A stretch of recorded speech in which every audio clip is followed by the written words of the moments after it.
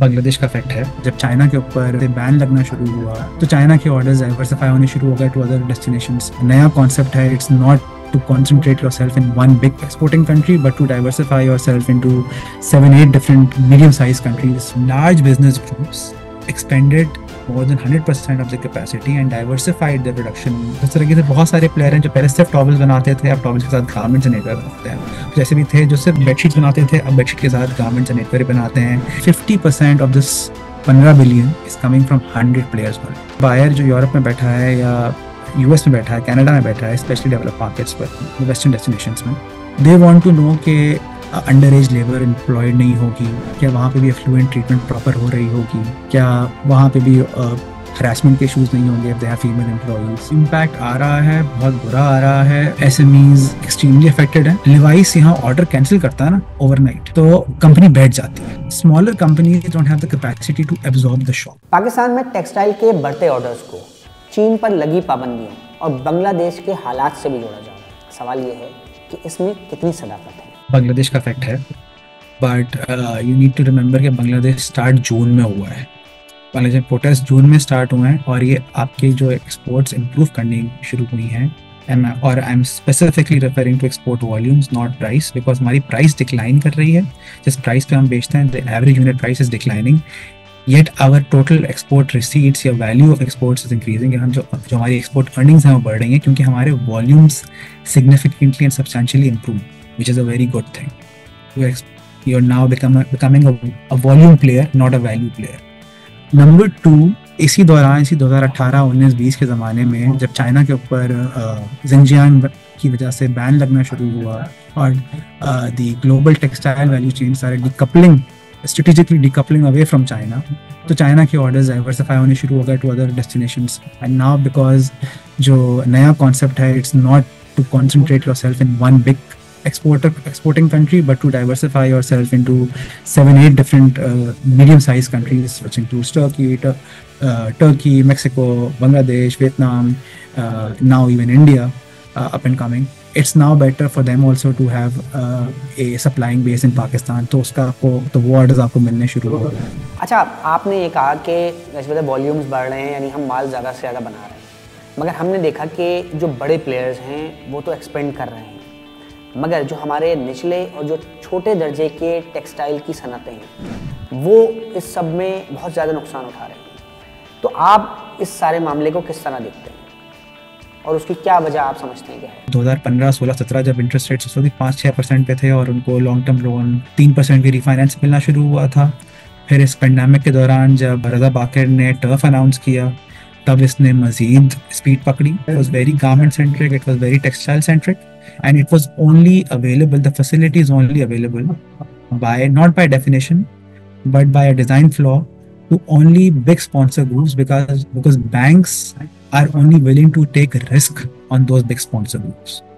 So some very large business groups expanded significantly, more than 100% of the capacity, and diversified their production value chains as well, supply chains and value chains. So for example, Nishat की एक मिसाल ले लें, जो कि पहले सिर्फ तो नहीं लेकिन significantly एक धागा बनाने वाला या फैब्रिक बनाने वाला प्लेयर था, वो आगे वैल्यू एडेड गारमेंट्स में भी चला गया। इस तरीके से बहुत सारे प्लेयर हैं जो पहले सिर्फ टॉवल्स बनाते थे, अब टॉवल्स के साथ गारमेंट्स एंड नेटवेयर बनाते हैं। जैसे भी थे जो सिर्फ बेडशीट्स बनाते थे, अब बेडशीट के साथ गारमेंट्स एंड नेटवेयर बनाते हैं, टेक्निकल टेक्सटाइल्स बनाते हैं। तो ये जो डाइवर्सिफिकेशन हुई, ये बहुत अच्छी चीज़ है, लेकिन ये facility due to a design flaw was only available to some very big players, and those players became 2x and 3x in size. What has happened is that although our total export value 15, 16, 17, 18 को touch किया, वापस 16 के ही around घूम रही है, but इस $15 billion की composition has changed. Earlier 30% or 25% of exports within textile came from 100 large players. Today, as much as 10 साल बाद, as much as 50% of this 15 billion, यानी कि 7.5 billion, 8 billion is coming from 100 players only. Pakistan में textile firms की तादाद somewhere between 10 से 12 हज़ार है estimated, if I am not mistaken. Some estimates put this number at 18,000 also. इसमें बहुत स्मॉल कॉटेज यूनिट्स भी हैं, इसमें कराची के कोरंगी एरिया, साइट एरिया के जो 2 कैनाल के ऊपर जो छोटी छोटी दुकानें, छोटे छोटे कारखाने होते हैं वो भी हैं जो प्रीवियसली एक्सपोर्ट किया करते थे। लेकिन अब हुआ यह है कि एवरीबडी हैज़ रियलाइज के we can just expand in house, we can also integrate vertically, which means के अगर आप पहले धागा नहीं बनाते थे तो अब हम धागा भी बना लेते हैं क्योंकि हमारे पास लिक्विडिटी अवेलेबल है, फाइनेंस अवेलेबल है सस्ता। और अगर हम पहले सिर्फ धागा बनाते थे तो why not value add downstream, और अब हम कपड़ा भी बना लेते हैं, अब हम गारमेंट भी बना लेते हैं, नेटवेयर भी बना लेते हैं, सॉक्स भी बना लेते हैं। सो सब कुछ इन हाउस आ गया है। अच्छा, बड़ी कंपनीज का आपने कहा कि उन्होंने अपने आप को एक्सपेंड किया है, तो क्या इससे उनको मिलने वाले ऑर्डर्स पे कोई फ़र्क पड़ रहा है, और क्या उसी नतीजे के अंदर पाकिस्तान को क्या बेहतर टेक्सटाइल के ऑर्डर्स मिल सकेंगे? लेट मी एक्सप्लेन कि ये होता क्या है। अब फर्ज करें अगर एक मीडियम साइज प्लेयर है, अल्ट्रास को एक ऑर्डर मिला 5000 टॉवल्स का, बट उसके पास क्योंकि उसकी कैपेसिटी इज़ फुली यूटिलाइज्ड, तो वो उसने 3000 खुद बनाए और 2000 के ऑर्डर उसने बाहर आउटसोर्स कर दिए और वो आउटसाइड वेंडर से बनवाता था पहले। कोई बुराई नहीं है इसमें। लेकिन अब आपका जो बायर जो यूरोप में बैठा है या यूएस में बैठा है, कनाडा में बैठा है, स्पेशली डेवलप मार्केट्स पर, वेस्टर्न डेस्टिनेशंस में, they want to know के do you follow the best practices of fair living wages to your labor? क्या आप अंडर एज लेबर को तो हायर नहीं करते? क्या आपके यहाँ आपका जो environmental waste है, is it going into the river stream or canals, or do you have effluent treatment plants? Do you have water treatment plants? Have you installed sufficient renewable capacity? अब आप ये compliances की जो requirements हैं, आप इनको अपने एंड पे तो मीट कर सकते हैं और शो कर सकते हैं कि हाँ मेरे प्लांट पे सब कुछ मीट किया हुआ, लेकिन अगर आप ऑर्डर आउटसोर्स कर रहे हैं, how do you make sure कि जो आपने ऑर्डर 5 वेंडर्स को बाहर आउटसोर्स किया है और छोटे छोटे कारखाने हैं, कोरंगी में है, साइट में है, एफबी एरिया में है, कि उन छोटे छोटे कारखानों में भी कोई अंडर एज लेबर एम्प्लॉयड नहीं होगी? क्या वहाँ पे भी एफ्लुएंट ट्रीटमेंट प्रॉपर हो रही होगी? क्या वहाँ पे भी हरासमेंट के इशूज़ नहीं होंगे if they have female employees? क्या do they even have access to renewable energy, और मे बी क्या उन्होंने बिजली का कुंडा लगाया हुआ है? सो ये कंप्लायंसेस आप सिर्फ इन हाउस ही मीट कर सकते हैं, विच मीन्स के वो players and large players again जो कि बड़े बाइंग हाउसेस को सप्लाई कर रहे थे, they need to make sure कि हम ये कंप्लायंसेस कैसे मीट करें। इट ओनली मेड सेंस अगर आपने कंप्लायंसेस मीट करनी है तो you bring everything in house. So they did bring everything in house. उसके लिए उन्हें कैपिटल चाहिए था। 2015-16 से लेके 2022 तक मैंने आपको बताया, अंडर आइदर LTFF स्कीम और टर्फ स्कीम वो क्रेडिट इजीली अवेलेबल था, सस्ते दामों में अवेलेबल था, तो उन्होंने अच्छे सा बोरो किया क्योंकि other conditions were not very enabling during PMLN era. Dollar artificially PKR artificially overvalued था, इंपोर्ट टैक्सेस के ऊपर और सेल टैक्स रिफंड्स की जो मैंने आपको डिस्टॉर्शंस बताई ये उस पर एग्जिस्ट किया करती थी और कुछ कंस्ट्रेंट्स थी। तो उस वक्त हमको इस एक्सपेंशन का फायदा नहीं दिखा। 10 years later या 5 years later अगर आप टर्फ से काउंट कर रहे हैं, 10 years later अगर आप LTFF से काउंट कर रहे हैं, अब उस कैपेसिटी एक्सपेंशन का फायदा दिखना शुरू हो गया। क्यों?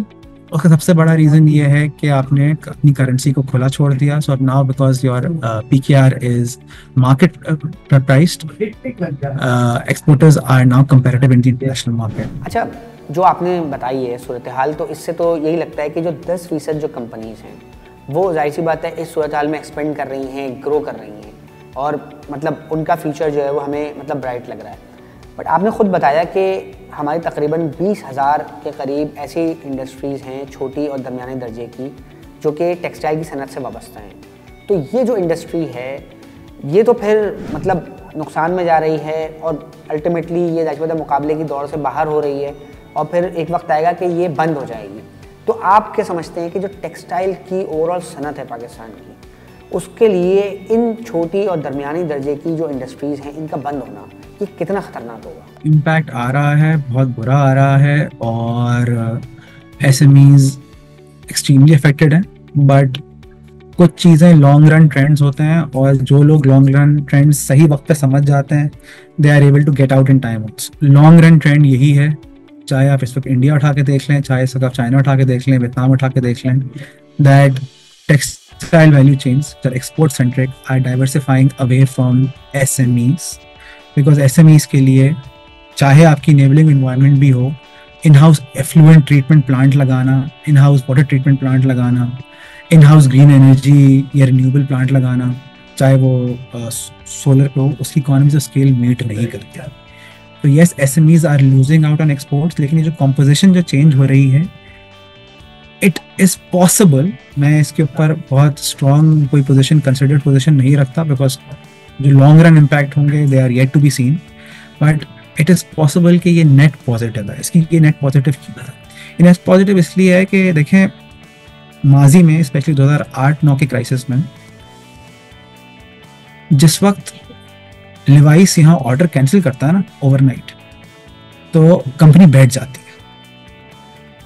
अगर वॉलमार्ट किसी से टॉवल्स खरीदता था, 5 साल से खरीदता था, एंड वो वॉलमार्ट का मेजर सप्लायर है और इसकी मेजर एक्सपोर्ट वॉलमार्ट को है, और वॉलमार्ट आपकी ऑडिट के ऊपर आए और एंड डिसाइड्स कि यार आपकी कंप्लाइंसेस मीट नहीं हो रही या कुछ और मसाइल है, कोई कंप्लेन हो जाए, तो smaller companies don't have the capacity to absorb the shock.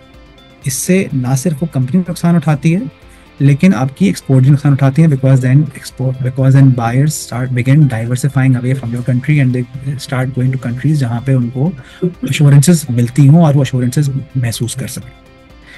In comparison, Anishat and Alkaram is in an extremely better position comparatively to absorb such shocks. They will have a diversified buying base. वो सिर्फ एक अकेले Walmart का supply नहीं करता होगा या Levi's का सप्लाई नहीं करता होगा, वो 10 बड़े एक्सपोर्ट्स को सप्लाई करता होगा। इवन इफ उनका कस्टमर लूज हो जाए किसी कंप्लाइंसेस की इनकम्प्लीशन की वजह से, they are still in a position to absorb that shock because they have the liquidity, they have the balance sheet, they have the equity base, they have the sponsor backing to continue doing business। मैं थोड़ा सा digress करूँगा। पाकिस्तान में interest rates गए 22% पे, जो कि पाकिस्तान की तारीख में कभी नहीं गए थे, शायद 17% पे गया हो गया। येट इस 24% के इंटरेस्ट रेट इन्वायरमेंट के अंदर भी पाकिस्तान की बैंकिंग इंडस्ट्री में एनपीएल्स नहीं होंगे। अगर यही एक्सपोर्टर्स आज भी एसएमईज होते हैं ना, और इन एसएमईज को वॉलमार्ट के टारगेट छोड़ देता because they were unable to meet the orders because energy tariffs high हो गए या इंटरेस्ट रेट हाई हो गया, तो ये एसएमई इंडस्ट्री हमारी बैठ जाती है और बैंकिंग इंडस्ट्री एक्सट्रीम एनपीएल्स भुगतती। It did not have that issue simply because जो आपके एक्सपोर्टर्स हैं they are now big players who can absorb shocks. मज़ीद न्यूज़ अपडेट्स और डिजिटल स्टोरीज के लिए सब्सक्राइब करें डॉन न्यूज़ पाकिस्तान।